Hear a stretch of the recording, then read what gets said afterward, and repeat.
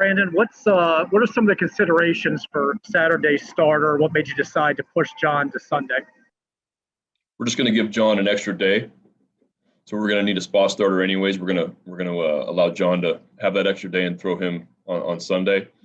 Tomorrow it's either going to be a bullpen type game, somebody from here, or potentially somebody from secondary site. We'll play tonight and then make a decision after the game tonight. Next, we'll go to Rich Dubroff.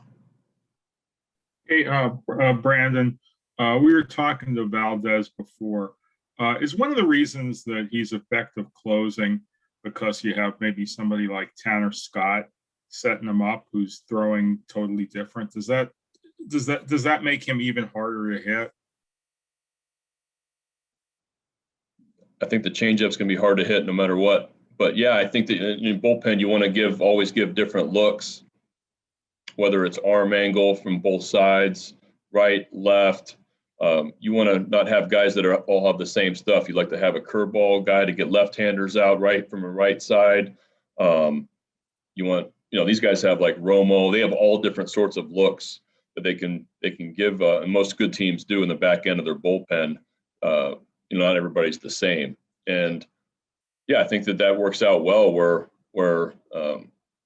Tanner shows you obviously a unique look with a high 90s left-handed fastball and a sharp slider, and then Valdez with the unique stuff that he has and how he's able to pitch. That's for me. That's when you put together your bullpen. That's what you're looking for, is guys that can give different looks to opposing hitters at the end of the game. Nathan Ruiz, go ahead. Hey, Brandon, do you know how you guys are doing with the 85% vaccination benchmark? Yeah, we're doing well. We're going to be over that. Next, we'll go to Joe Trezza. Brandon, back to Valdez for a second. Do you think that he would be as difficult to catch as he is to hit, or would he be a dream to catch because he has such good command? Be a dream to catch. Yep. The command is there. He's going when his misses are small, and he knows how to hold runners, the whole package. Mark Viviano, go ahead.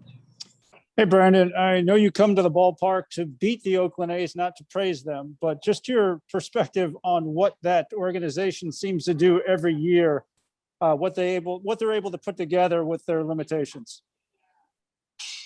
Well, I think it starts with Bob. I think Bob Melvin is one of the best at what we do. He's how he manages the club. Everybody that leaves Oakland praises Bob Melvin, and somebody that I've always looked up to and like to model myself after, of how he runs a game, but also things that I hear. I don't know Bob very well or the people over there very well, to be honest with you, but everything that I hear is amazing about how he treats people. They've always pitched. They've always had a really good pitching staff. They always find good arms. They have, if you look at their lineup, it's super balanced with a little bit of everything, with some speed, with some power. They have some veterans in there. So they just done they do a really good job of putting a roster together and being able to compete. They always have good pitching, which keeps them in the games, and they play really good defense. So you got one of the best third basemen defensively in the league at third. You got one of the best first basemen defensively at first. You got Laureano in center. Elvis Andrews, who has been a good shortstop for a long time at short. So they always do that every single year, put together a good defense, really good pitching, and just the rosters that they put, like when we played them 2 years ago, the pitching was unbelievable. And they seem to do that every year. Melanie Newman, go ahead.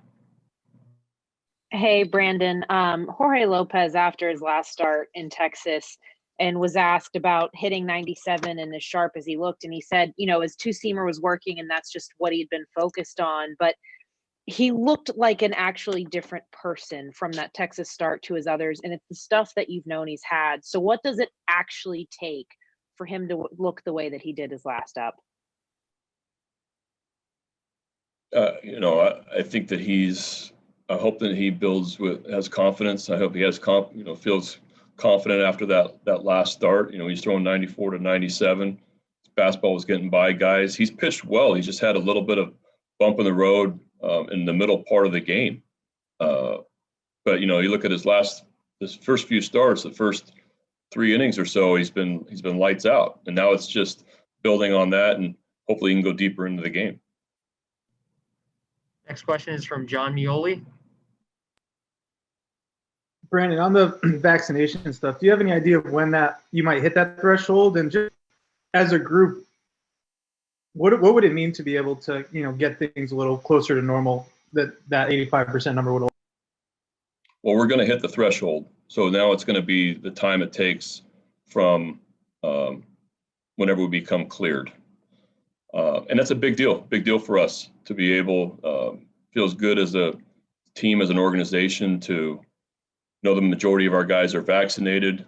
We can start going back to a little bit of normalcy from how it's been here the last couple of years, and yeah, our organization has been ahead of this from the beginning of encouraging people to get vaccinated, and